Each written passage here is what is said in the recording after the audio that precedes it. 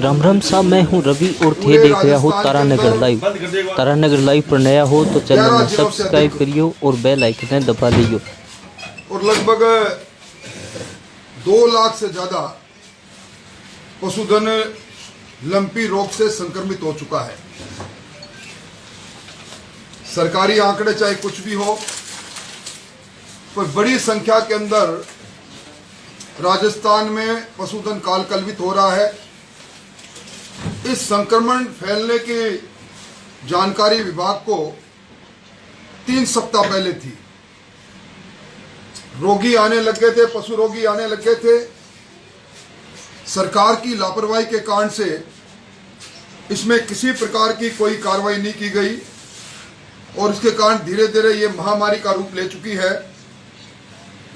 चूरू जिले के अंदर जो कुल पशुधन संख्या है वो राजस्थान के अंदर तीसरे नंबर की है और आज लगभग 60% से ज्यादा पशुधन सहायक, पशु चिकित्सक और प्राचार्य इनके पद रिक्त पड़े हैं। दुर्भाग्य इस बात का है कि अब तक जिले के अंदर कोई टास्क फोर्स नहीं बनी। कोई विभाग ने मोबाइल टीमों का गठन नहीं किया और इसके बीच में लगातार पशुधन के काल कलवित होने का समाचार आ रहा है। आज हम इस बात को लेकर जिले भर के पशुपालकों के साथ जिला कलेक्टर को भी ज्ञापन देंगे और पूरे जिले के अंदर 225 पंजीकृत गौशालाएं हैं, जिसमें 1 लाख से अधिक गौ पशुधन रह रहा है।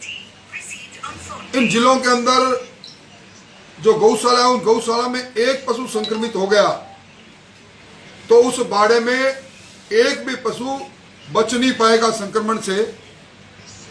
और इसके लिए राज्य सरकार को जो लियोमिसोल इंजेक्शन जो संक्रमित हो गए उनको और जो संक्रमित नहीं हुए हैं उनको बचाने के लिए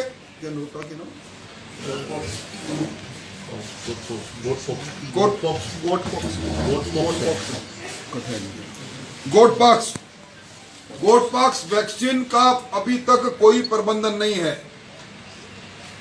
सरकारी चिकित्सालय और निजी चिकित्सा विक्रेता उनके पास भी, चूरू जिले की मैं बात कर रहा हूं, पूरी जानकारी के बाद भी आज गोट पॉक्स वैक्सीन के कुछ ही ऑयल है, यहां पूर्णतः आम पशुधन आ रहा है, इस गोट पॉक्स वैक्सीन को खरीद नहीं पा रहा है।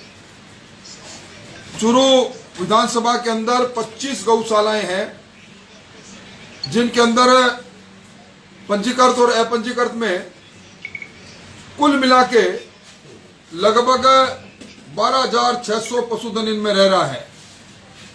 इन चूरू जिले के पंजीकृत और अपंजीकृत गौशालाओं को गोट पॉक्स वैक्सीन चूरू विधानसभा क्षेत्र में हम अपने खुद के सामर्थ्य से, खुद के पैसों से, मित्रों के सहयोग से आज हम ये जो मिशन है गौरक्षा मिशन, इसको प्रारंभ कर रहे हैं।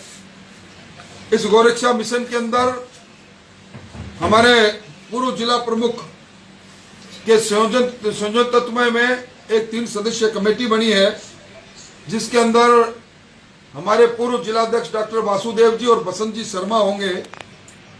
हम सारी गौशाला में कल से इस गोट पॉक्स वैक्सीन जो आपके सामने रखे हैं इसका वितरण प्रारंभ करेंगे।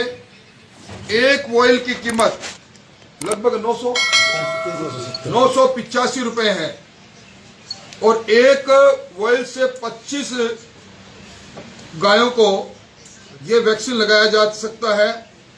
हमें चूरू विधानसभा में पहले पंजीकृत अपंजीकृत गौधन को बचाने के लिए स्वयं के धन से, अपने मित्रों के धन से इस मिशन को प्रारंभ कर रहे हैं, क्योंकि सरकार से हमें उम्मीद नहीं। सरकार के पास आज की तारीख में जिला मुख्यालय पर भी एक भी गोटपॉक्सिन वैक्सीन का दवाई इनके पास है नहीं, और लिवोमसिल इंजेक्शन जो संक्रमित पशुओं के लगता वो भी नहीं है। अब आपूर्ति करने का नाटक कर रहे हैं। 3 सप्ताह से राजस्थान में जिसमें देश के अंदर सर्वाधिक पशुधन है, जो किसानों की मेरुदंड है अर्थव्यवस्था में, उनको एक तरह से कालकल्पित होते हम देख रहे हैं। ये बड़ी महामारी है, ये अब तक जो नहीं सुना वैसी महामारी है, और इससे पशुओं के शरीर पर गांठें पड़ जाती है। संक्रमण एक पशु से दूसरे पशु में तेजी से फैलता है। दूध की भी या दूध की आपूर्ति पर भी संकट आने की पूरी संभावनाएं हैं।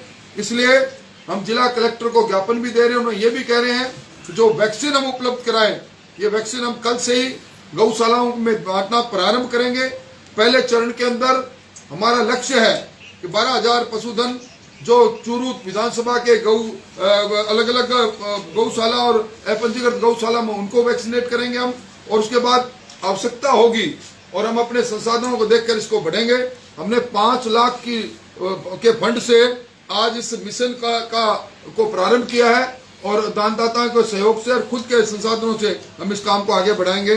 मोटे तौर पर मैं कह सकता हूं कि सरकार की लापरवाही हमारे सामने है, और आज हम इसके लिए वो निश्चित तौर पर बात करके और इस मिशन को मिशन मोड पर करेंगे। मोटे तौर पर मुझे इस बारे में यही कहना था। एक चूरू का ऐतिहासिक गढ़, उसकी एक दीवार गिर गई है।